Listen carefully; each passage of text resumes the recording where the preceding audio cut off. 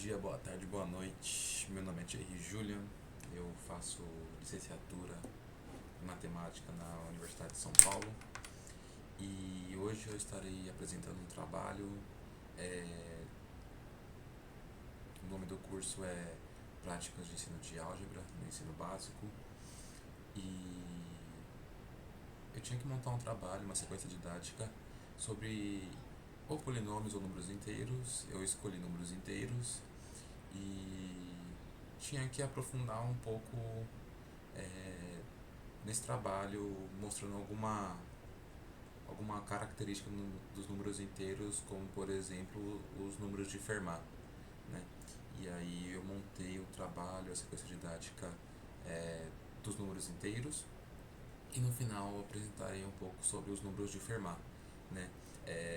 Os números inteiros a gente sabe que é um tema abordado não só na faculdade, mas também no ensino básico, né? Começa no ensino fundamental 2 após a exposição dos números dos naturais, é, e, e percorre é, basicamente em todo o ensino básico, né? Depois dos números inteiros, você vem os números é, racionais, depois vem os reais, e aí você vai criando os conjuntos dos números que a gente vê no ensino básico, né? É, então vamos começar. É, então no meu trabalho eu comecei, né, com um porquê de existir os números inteiros, né? Por que que, como que a gente introduziria os números inteiros para as crianças, né? No caso seria Fundamental 2, é, com um porquê, né? Por que que existe os números inteiros? Então, a primeira ideia do meu trabalho foi a noção de dever, né? É, desde sempre a gente troca objetos por objetos, né? É, batatas por maçãs, é, pilha por, por ouro, por aí vai, um monte de possíveis trocas, né? Escambo. E atualmente a gente troca dinheiro por objetos, comida, né? Ou qualquer outra coisa que sirva é, pra gente. Então, a primeira ideia que eu posso falar o porquê dos números inteiros é essa noção de dever aqui, né, para as crianças. Porque pensa só, vamos supor que você tem um amigo, né, e ele quer e você quer trocar um objeto com ele. Então, por exemplo, eu tenho três canetas do Instituto de Física e meu amigo tem cinco canetas do Instituto do IME, né? E eu quero trocar as minhas três canetas pelas canetas do IME. Só que ele fala, olha, eu não consigo trocar 3 por 5. Eu só consigo trocar 4 por 5. Ou seja, eu te, você me dá quatro canetas do Instituto de Física e eu te dou minhas cinco canetas da matemática, né? E aí você fala, pô, não dá, tem como eu te pagar depois? E aí você acaba devendo, né, o seu amigo, né? Você acaba devendo uma caneta do Instituto de Física para o seu amigo. É, eu dei esse exemplo aqui de dever objeto, né? Dever o objeto, em vez de dever dinheiro. Porque acaba sendo um vício, né? Começa a se tornar um vício, você sempre fala de números negativos como dinheiro. Então, eu acho que tirar esse exemplo de números negativos, de dinheiro, né, e números negativos, ajuda o aluno a compreender melhor. Depois, mais pra frente, você pode falar sobre esse dever dinheiro, né? Esse dever dinheiro parece ficar mais fácil, né? E logo que eu começo a falar dessa noção de dever, é, a princípio eu não falei de números negativos, eu falei somente de dever. Então, antes de você começar a falar de negativo, o que você fala para o seu aluno? Claro, ele já sabe o que é negativo. O que você fala para o seu aluno? Escreva o que você está devendo. Escreva em linguagem português, né? Eu devo 5 balas para tal pessoa. Eu devo 3 posters do Justin Bieber para tal pessoa. Eu devo tanto para X, entendeu? Para X pessoa. Então, primeiro, a ideia primeiro é escrever nesse português o dever, tá bom? Depois, você começa a representar o dever com uma quantidade com sinal negativo. É, mas antes disso, você tem que mostrar os números inteiros, né? Mostrar do menos 3 menos 2 menos um 0 um mais 2 mais 3. E aliás, eu vou falar disso. Mais um mais 2 mais 3. 0 1 2 3. É, veja, quando você jogou esses números inteiros, você consegue colocar essa ideia do menos 3 bananas. Eu tenho menos 3 bananas. Mas por que eu tenho menos 3 bananas? Porque eu devo 3 bananas para tal pessoa. Ah, eu tenho menos 10 reais. Por que você tem menos 10 reais? Porque eu devo 10 reais pro banco. E por aí vai. Então, mais um por esse começo do dever mostrou por que eu vou criar esse nome, esse novo conjunto que são os inteiros, né? Entendeu mais ou menos como funciona? Então, criei esse novo conjunto dos inteiros por causa desse dever, beleza? É, e aí, o que acontece? Você tem o conjunto dos inteiros, que é 3 pontinhos, menos 3 menos 2 menos um 0 2 3. Uma pergunta que pode surgir é por que depois do zero, né, à direita do zero, você não tem um sinal, né? Você não tem um outro sinal, porque até então na esquerda você tem o sinal menos, o sinal negativo. Por que eu tenho esse sinal na esquerda e não na direita, né? Na verdade ele tem, tá lá, só que a gente omite. Por quê? Por que a gente omite? Porque zero mais um mais 2 mais 3 mais 4, que é a parte da direita dos inteiros, se comporta exatamente igual aos naturais, é um isomorfismo. Então, em vez de você escrever 0 mais um mais 2 mais 3, nos livros didáticos escreve 0, 1, 2, 3, 4, 5, por aí vai. Entendeu? Mas no meu trabalho eu falo que você deve colocar o sinal determinante para o aluno entender que aquele número tá representando um cara à direita do zero, né? É claro, todo mundo sabe que é à direita do zero, sem ou com sinal determinante. Mas é bom explicar dessa maneira porque você vai introduzir logo embaixo a reta numérica. Quando você colocar a reta numérica, você vai estar lá a reta numérica. Menos infinito, menos 3 menos 2 menos um 0, mais um mais 2 mais 3 mais 4, por aí vai. Você consegue colocar o positivo e o negativo com uma direção.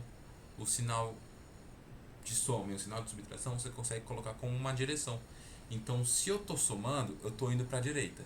Se eu estou subtraindo, eu estou indo para a esquerda. Se eu tenho um número com sinal determinante positivo, então é à direita. Se eu tenho um número com sinal determinante negativo, então é à esquerda. Tudo bem? Então aí, já com essa reta numérica, já com essa parte de sinal determinante, já com os números inteiros, você já pode colocar a soma e a subtração. Aí tem uma coisa muito, muito importante. Até aquele sexto tópico chamado propriedades, soma, multiplicação distributiva, nós não iremos demonstrar nada.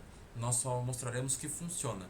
Porque o aluno entender que funciona é a mesma coisa que ele entender que funciona aplicar Pitágoras para calcular a hipotenusa de um triângulo, dos dois lados. Entendeu? Funciona. Ele, a princípio, ele não precisa saber o porquê. Mais pra frente ele precisa saber, né? Mas a princípio ele não precisa saber o porquê.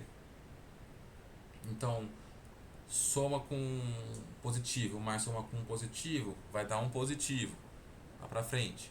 Aí você vai somar um positivo com negativo. Se o negativo for maior, vai para trás. Se o positivo for maior, vai para frente. E por aí vai. E aí você vai falar que Se eu somo um número positivo, sei lá, mais 3 menos 5, isso aí vai dar mais 8. Você fala que é isso. Você fala que é isso. Ele vai entender, ele já vai entender que isso funciona. Beleza? E você vai fazendo exercícios em cima disso, na soma, subtração, para ele gravar esse menos igual a mais. Não é certo. Não é certo você só passar isso. No fin... Por isso que mais pra frente a gente vai passar as propriedades. Mas não é certo você falar somente isso aí. Logo em seguida, depois da soma e subtração, que você já tem explicado que funciona, como funciona, você vai passar para multiplicação. Multiplicação é simples, né? Ele já sabe como multiplica. Mais com mais é mais com menos é menos com menos é mais. Fala que funciona e você tem que enfatizar. Quando eu estou multiplicando, somente multiplicando e depois vai ser dividindo, multiplicando dois números negativos, o resultado é um número positivo. Você pode fazer a ideia de trocar, né? De trocar o sentido da reta. Eu tenho eu estou indo menos 2, só que eu estou indo negativamente de novo menos 3. Então, menos 2 menos 3, então estou multiplicando 2 por 3, só que menos e menos vai ser o sinal positivo, entendeu? Então ele vai vai continuar o mesmo sinal, vai ser a mesma direção, né? Menos com mais e por aí vai. Aí você vai explicar essa multiplicação para ele, que funciona, fazer exercício em cima disso. Aí uma parte interessante depois, que é a divisão, a gente tem que saber, tem que lembrar que o aluno já sabe da divisão, como que funciona a divisão nos números naturais. Só que a gente tem que mostrar também duas coisas, né? O algoritmo da divisão e que sinais determinantes, né?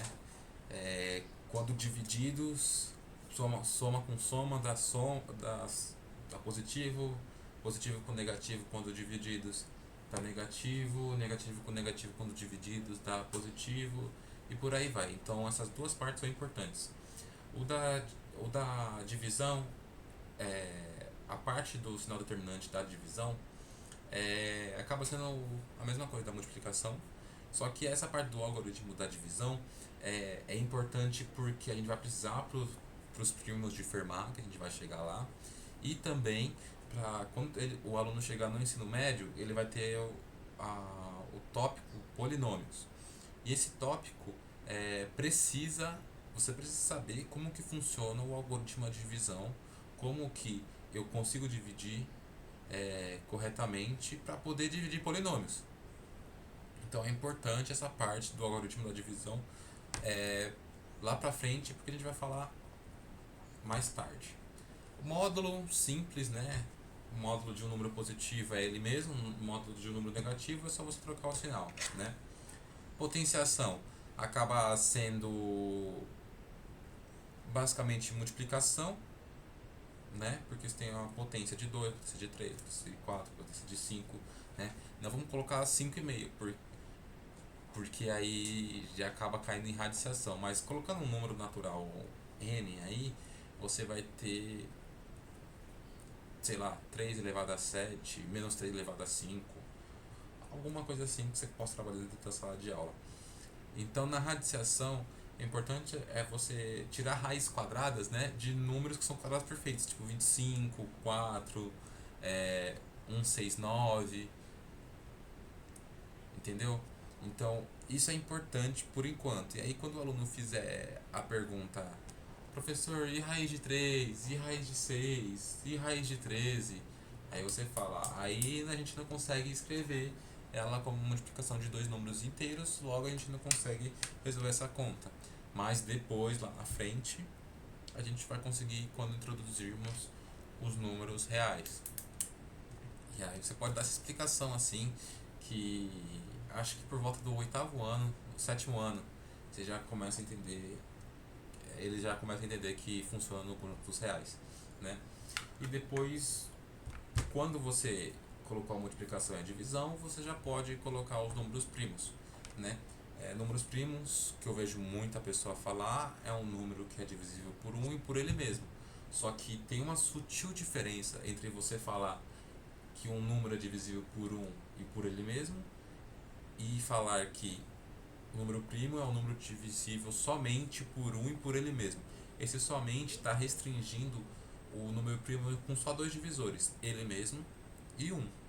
Enquanto você falar que o número primo é um número que um divide e ele mesmo divide, é qualquer outro número. O 6, o número 1 divide, o número 6 também divide o 6. Só que tem o 2 e tem o 3. Agora o número 7. Somente o 1 e somente o 7 dividem o número 7, entendeu? Então essa sutil diferença do somente, do só, tem que ser incluído dentro da sala de aula. Eu falo isso porque eu já vi vários professores falando que é um número divisível por um e por ele mesmo, mas todos os números são divisíveis por um e por ele mesmo, tá? Exceto o zero, né? Que aí vai dar se 0 sobre 0 é qualquer termo, enfim. E aí, dito tudo isso, mostrado que funciona, mostrado que tudo encaixa certinho um no outro, você vai falar das propriedades, né? Da adição do A1 até o A5, da multiplicação do M1 até o M3 e a distributiva, exatamente. Então você vai falar do A1 até o A5, associatividade, comutatividade, elemento neutro, o oposto e por aí vai. A multiplicação também comutatividade, associatividade, elemento neutro. E depois de você ter explicado toda essa ideia dos axiomas, né? Você cai no último tópico, que são os primos de Fermat. Fermat, aqui à esquerda está Fermat e ali à direita está Euler. Fermat, ele conjecturou, né, que todos os números dessa sequência, dado o número f de n igual a 2 elevado a 2 elevado a n mais 1, são números primos. Então ele disse que essa sequência somente tem números primos. E Euler mostrou que quando o n é igual a 5, este número de f de 5, né, não é primo. Consegue decompor em dois fatores primos. Tipo, Euler veio meio que, se não me engano, 50 anos depois do Fermat. E conseguiu provar uma coisa que até parecia simples, só que daria um número muito grande, né? E aqui eu vou demonstrar uma propriedade muito legal, que é todo número de Fermat, quando dividido por 2, dá resto 1, e todo número dividido por 4 dá resto 1. Então, o que eu quero provar? Queremos provar que a divisão de um número de Fermat por 4 resulta em resto 1. Primeiro isso porque o 2 é análogo a isso, tá? O 2 é mais fácil, tá?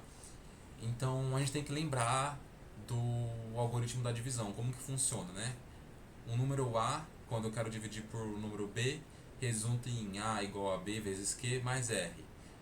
O R é o resto, né? E o R está entre 0, maior ou igual a 0, e menor que B. É isso que lá na divisão a gente teria que ter mostrado para o aluno. Aí vamos lá. Lembremos também que um número par, quando dividido por 2, resulta em resto 0. Ou seja, né, todo número par é múltiplo de 2.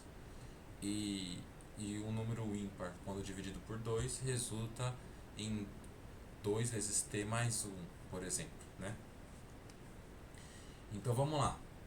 Então, pela ideia lá de cima, a gente quer dividir o f de n, que é igual a 2 elevado a 2 elevado a n mais 1, por 4. Então a gente pode escrever da seguinte maneira: 2 elevado a 2 elevado a n mais 1 é igual a 4 vezes q mais r. Lembrando, é essa mesma ideia aqui do algoritmo da divisão, ok? E o r tem que estar entre quem? Não é entre 0 e b? Então r está entre 0 e 4. No caso, b é igual a 4. A gente vai fazer essa demonstração por excluindo os casos e chegar aqui, ok, não foi todos esses aqui, então só pode ser esse, beleza? Ou seja, R igual a 0, ou R igual a 1, ou R igual a 2, ou R igual a 3.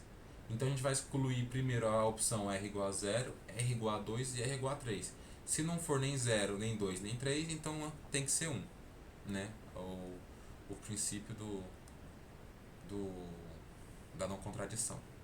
Então, se R igual a 0, temos que 2 elevado a 2 elevado a n mais 1 é par, certo? Então, se aqui for 0, vai ficar 4 vezes q igual a 2 elevado a 2 elevado a n mais 1. Então, está falando que esse número aqui de Fermat é par, o que é inválido, né? Porque a gente pode escrever um número ímpar sendo 2 vezes t mais 1. Então, isso aqui é ímpar. Então, não pode ser par. Então, o 0 já está excluído. Agora, se o r for igual a 2. Se o r for igual a 2, então a equação fica da seguinte maneira. 2 elevado a 2 mais 1 igual a 4 vezes q mais 2. Se somarmos 2 dos dois lados, a gente fica com 2 elevado a 2 mais 3, né, basicamente. Eu coloquei 2 mais 1 para ficar melhor, tá? Igual a 4q mais 4, beleza? Coloco 2 em evidência, você chegou nisso aqui, perfeito? Então aqui você está falando o seguinte, chegar aqui, este ímpar aqui é igual a este par aqui. E que é falso, né? O ímpar não pode ser igual a par. Agora a gente tem que falar que o R é igual a 3. Então, o R igual a 0 não foi, R igual a 2 não foi. Se eu provar que R igual a 3 também não é, então R igual a 1. Beleza? Então, 2 elevado a 2 mais 1 é igual a 4 vezes Q mais 3. Perfeito? Perfeito. Soma 1 dos dois lados. 2 elevado a 2 mais N mais 1 igual a 4 vezes Q mais 3 mais 1. Ok. E aí ficou desta maneira aqui. Veja, aqui agora eu posso simplificar por 2, os dois lados, né? Ou melhor, colocar em evidência para poder simplificar. Colocando em evidência fica desta maneira aqui. Então eu vou chegar aqui, 2 elevado a 2 mais 1 é igual a 2 vezes Q mais 1. Ou seja, este número aqui tinha que ter um menos 1 aqui em cima, tá? Então este número aqui é um número par. Desculpa. Este número aqui é um número ímpar resultando em um número par. Ou seja, é falso. Então o resto só pode ser 1. Então, depois dessa demonstração para R igual, quando eu quero dividir 2 elevado a 2 mais 1 por 4, resulta em resto 1, eu já posso demonstrar por que o resto desse número f de n dividido por 2 resulta em resto 1, né? Mesma ideia, 2 elevado a 2 mais 1 é igual a 2 vezes q mais r, e o r está entre 0 e 2. Ou seja, r igual a 0 ou r igual a 1. Se r igual a 0, f de n é par. Né? Se o r igual a 0, f de n, que é este número aqui, é par. Ou seja, é falso. Então, o r só pode ser 1. Então, portanto, a divisão de 2 do f de n por 4 e por 2 resulta em resto 1. Você poderia fazer isso para dividir por 8, por 16, por 32, em base 2 primeiro, né? Em base 2. E aí, se você quiser brincar na sala com o pessoal, com outros números, você pode tentar fazer. Mas, para essas bases de 2 elevado a n, sempre vai resultar em resto 1. Tá? Este número aqui nunca vai ser par, por isso sempre vai resultar em resto 1. Ok? E é basicamente isso. Muito obrigado pela oportunidade e espero que todos tenham entendido como que funciona essa sequência didática que eu montei. Abraços.